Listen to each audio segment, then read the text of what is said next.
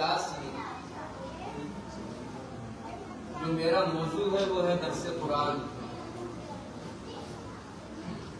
درس قرآن میں جس سورہ کا میں نے انتخاب کیا ہے وہ ہے سورہ فاتحہ۔ سورہ فاتحہ ہر کسی کو یاد ہے، اور یاد کیوں نہ ہو؟ اگر آپ کو قرآن مقدس کی کوئی بھی سورت یاد نہیں تو چل سکتا ہے، لیکن اگر آپ کو سورہ فاتحہ یاد نہ ہو تو آپ کی نماز قبول نہیں ہے۔ یہ اللہ کے نبی صلی اللہ علیہ وسلم کی حدیث ہے۔ تو یہ سورہ ایک ایسی عظیم سورت ہے، اس تعلق سے ایک حدیث آتی ہے کہ اللہ کے نبی صلی اللہ علیہ وسلم مسجد نبوی میں داخل ہوتے ہیں، کیا دیکھتے ہیں کہ حضرت سعید بن معلہ رضی اللہ تعالیٰ عنہ کی نماز پڑھتے ہیں۔ دوران نماز اللہ کے نبی صلی اللہ علیہ وسلم نے فرمایا کہ اے سعید بن معلہ تم میرے پاس آ جاؤ۔ سعید بن معلہ رضی اللہ تعالیٰ عنہ نے سوچا کہ نماز ہے، نماز کا معاملہ ہے، پہلے نماز پڑھ لی جائے، اس کے بعد نبی کریم صلی اللہ علیہ وسلم کی بات کو سنی ہے۔ نماز ختم ہوتی ہے، سعید بن معلہ رضی اللہ تعالیٰ عنہ حاضری دیتے ہیں۔ اللہ کے نبی صلی اللہ علیہ وسلم نے فرمایا کہ اے سعید بن معلہ میں نے تمہیں بلایا تھا، آخر تم کیوں نہیں آئے؟ سعید بن معلہ رضی اللہ تعالیٰ عنہ کہتے ہیں کہ اللہ کے نبی صلی اللہ علیہ وسلم میں تو نماز پڑھ رہا تھا۔ اللہ کے نبی صلی اللہ علیہ وسلم نے فرمایا کہ سعید بن معلہ مسجد سے نکلنے سے پہلے انشاءاللہ میں تمہیں ایک چیز بتلاؤں گا، ایک چیز سکھلاؤں گا۔ اللہ کے نبی صلی اللہ علیہ وسلم مسجد سے جب نکلنا شروع کرتے ہیں، سعید بن معلہ رضی اللہ تعالیٰ نے فرمایا کہ اللہ کے نبی صلی اللہ علیہ وسلم آپ نے وعدہ کیا تھا کوئی چیز بتلانے کا، کوئی چیز سکھلانے کا۔ اللہ کے نبی صلی اللہ علیہ وسلم اسی سورہ فاتحہ کو سکھلاتے ہیں اور بتلاتے ہیں اور کہتے ہیں کہ یہ سب سے عظیم سورہ ہے، اور یہ ایک ایسی سورت ہے کہ آپ کوئی بھی دعا کریں، آپ اپنے لیے دعا کریں، اپنے گھر والوں کے لیے دعا کریں، آپ میت کے لیے دعا کریں، یعنی آپ کو کوئی بھی دعا کرنے سے پہلے آپ کو ہمیشہ تین چیزوں کو یاد رکھنا چاہیے۔ سب سے پہلے آپ اللہ رب العالمین کی تعریف کیجیے، یعنی آپ سورہ فاتحہ کی تلاوت کیجیے۔ اس کے بعد اللہ کے نبی صلی اللہ علیہ وسلم پر درود بھیجیے، یعنی اللہم صلی علی محمد آپ پڑھا کیجیے۔ پھر اس کے بعد تیسری ترتیب میں ربنا اغفر لنا ولإخواننا الذین سبقونا بالایمان ولا تجعل في قلوبنا غلا للذین آمنوا ربنا انک رؤوف رحیم۔ اس آیت کریمہ کو پڑھنے کے بعد آپ عربی میں دعا کیجیے، آپ دعائے معصورہ پڑھیے، آپ انگلش میں دعا مانگیے، آپ نیپالی زبان میں دعا مانگیے، یعنی آپ کسی بھی زبان میں دعا مانگیے، لیکن آپ ہمیشہ یاد رکھیے کہ آپ تین ترتیب کو ہمیشہ مد نظر رکھیں۔ پہلے آپ سورہ فاتحہ پڑھیں، اس کے بعد آپ درود شریف پڑھیں، پھر اس کے بعد آپ صحابہ کرام کی مغفرت کے لیے آیت کریمہ کا انتخاب کیجیے، اس کے بعد آپ دعا کیجیے۔ اللہ کے نبی صلی اللہ علیہ وسلم کے اوپر اللہ رب العالمین نے قرآن مقدس کو نازل کیا، اور قرآن مقدس کی پہلی سورہ سورہ فاتحہ۔ اللہ رب العالمین فرماتا ہے کہ الحمدللہ رب العالمین، دنیا کی تمام تعریف اللہ رب العالمین کے لیے ہے۔ آسمان کو اللہ نے بنایا، زمین کو اللہ نے بنایا، سورج چاند کو اللہ نے بنایا، دنیا کی ایک ایک چیز اللہ رب العالمین کی عبادت کرتی ہے۔ الم تر ان اللہ یسجد له من فی السماوات والارض والقمر والنجوم والشجر والدواب وکثیر من الناس۔ سورج بھی اللہ کی عبادت کرتا ہے، چاند بھی اللہ رب العالمین کی عبادت کرتا ہے، نباتات اور جمادات بھی اللہ رب العالمین کی عبادت کرتے ہیں، لیکن معاملہ بگڑتا ہے ہمارے انسانوں میں۔ اللہ نے فرمایا وَكَثِيرٌ مِّنَ النَّاسِ، انسانوں کی اکثریت بھی ایسی ہے جو اللہ رب العالمین کی عبادت کرتی ہے، لیکن اللہ رب العالمین نے یہاں پر ایک سوال ضرور کھڑا کر دیا ہے کہ بغاوت کی کیفیت، بغاوت کی خصلت انسانوں کے ہاں پائی جاتی ہے، جانوروں کے ہاں نہیں پائی جاتی ہے۔ وہ اللہ رب العالمین کی تعریف اور اللہ رب اللہ رب العالمین نے فرمایا انسانوں کی تعریف کرتے ہوئے الذین یذکرون اللہ قیاما وقعودا وعلی جنوبہم یتفکرون فی خلق السماوات والارض ربنا ما خلقت ھذا باطلا سبحانک فقنا عذاب النار. یہ اللہ رب العالمین کے محبوب بندوں کی صفت بیان ہو رہی ہے کہ جو اللہ رب العالمین کے اچھے بندے ہوتے ہیں وہ ہر حال میں اللہ رب العالمین کی تعریف کیا کرتے ہیں. اللہ رب العالمین نے کہا الحمدللہ رب العالمین، اے دنیا کے انسانوں اس بات کو جان لو کہ دنیا کی تمام تعریف صرف اور صرف اللہ رب العالمین کے لیے ہے. الرحمن الرحیم، یہ اللہ رب العالمین کی صفت. دنیا کے اندر بہت ساری برائیاں موجود ہیں. مشرک شرک کرتے ہیں، مسلمان شرک کرتے ہیں، اللہ رب العالمین کو چھوڑ کر غیروں کی پرستش کرتے ہیں، پھر بھی اللہ رب العالمین رحیم ہے.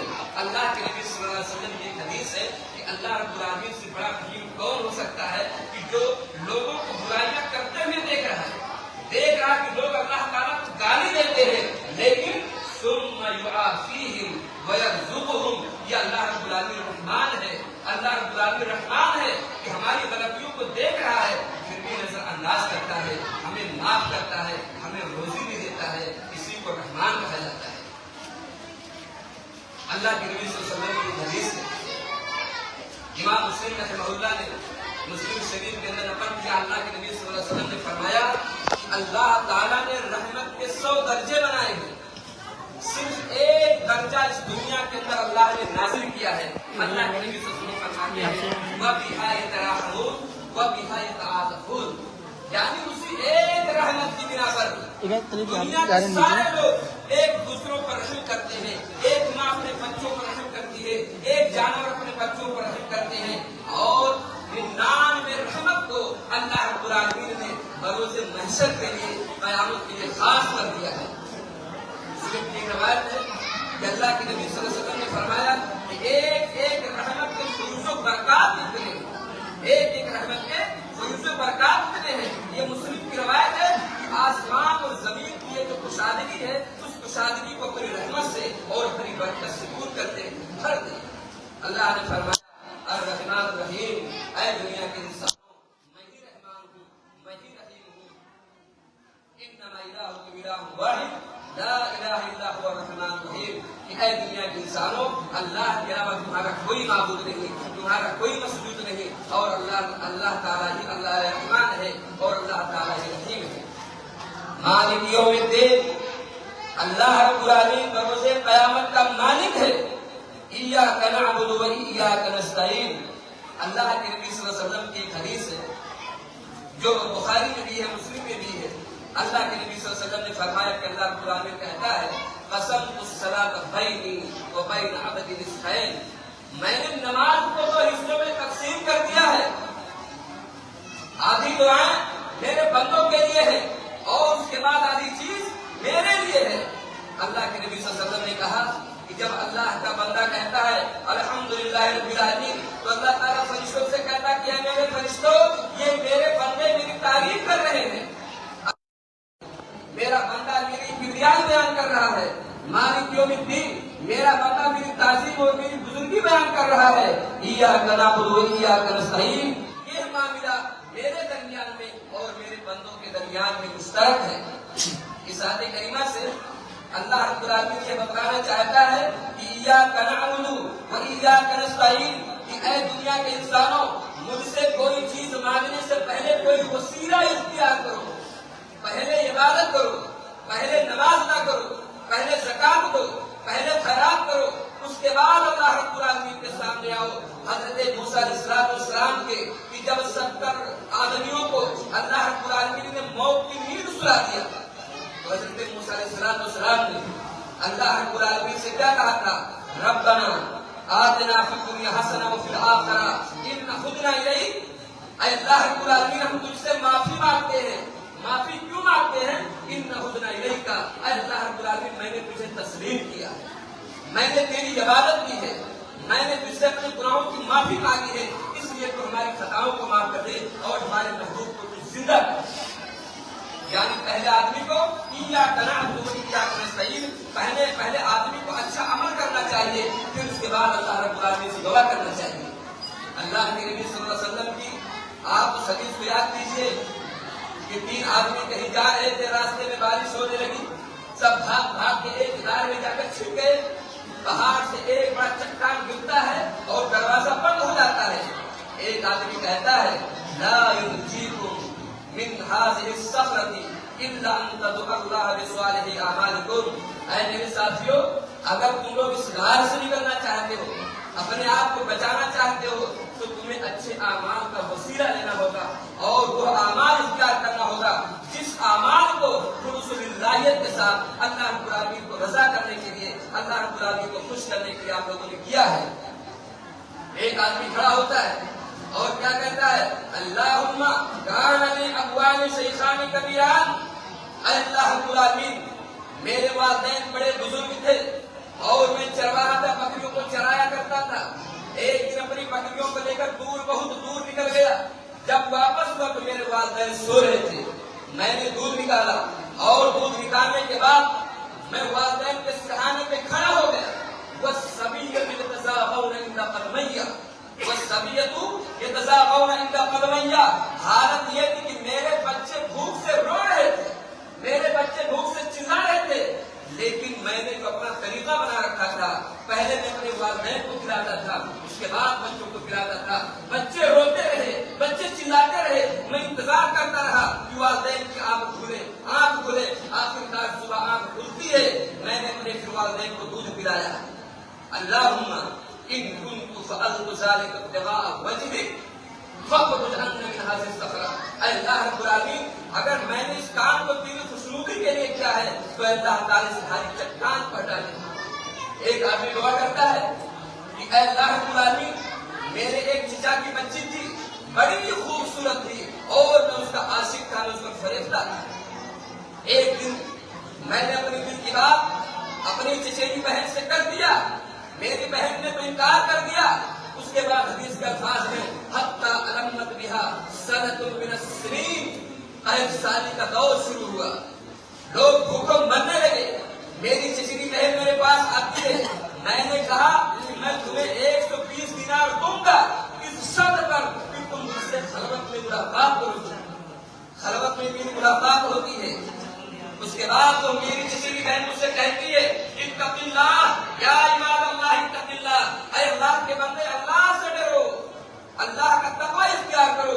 اے اللہ رب العالمین، تیرا نام میرے کان میں پڑھتے ہی میں کان گیا، فوراً کھڑا ہو گیا اور اس گندے کام سے رک گیا.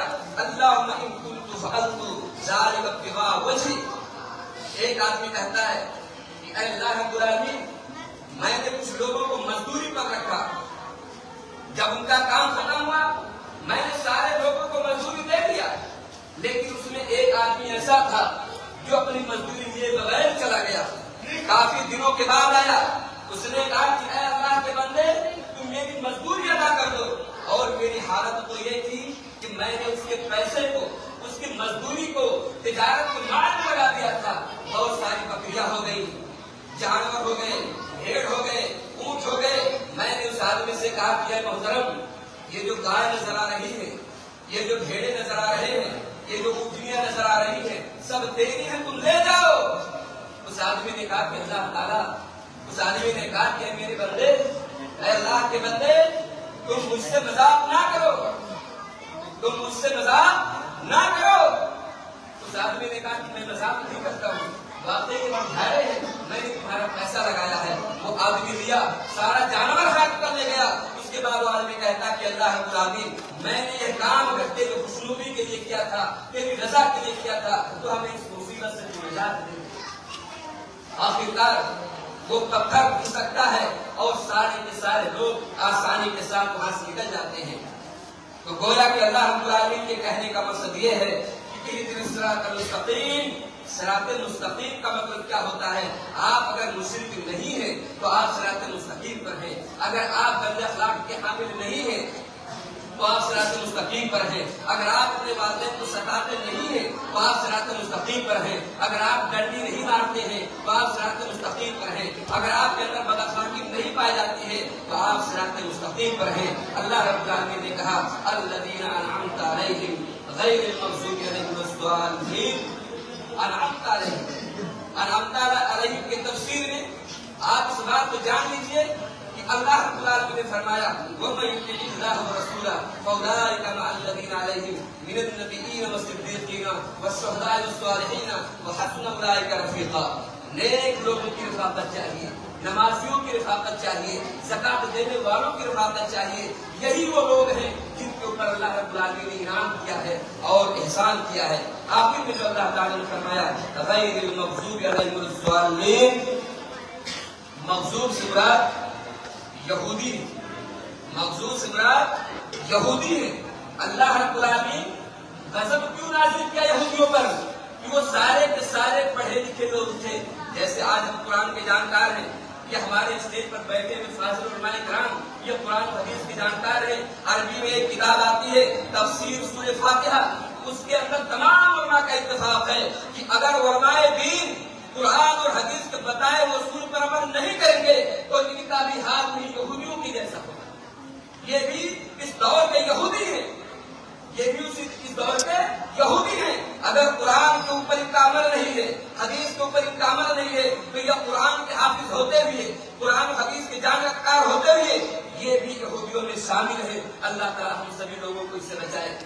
اور ضالین سے مراد وہ لوگ ہیں جو ان پڑھ ہیں، جو کچھ نہیں جانتے ہیں، جو صرف اور صرف اللہ رب العالمین کی عبادت کرتے ہیں، لیکن عبادت کرنے کے معاملات میں کبھی دائیں ہوتے ہیں، کبھی بائیں ہوتے ہیں، کبھی بھٹک جایا کرتے ہیں۔ تو اللہ رب العالمین ہم تمام لوگوں کو اس سورہ کے مطابق اپنی زندگی بسر کرنے کی توفیق عطا فرمائے، آمین۔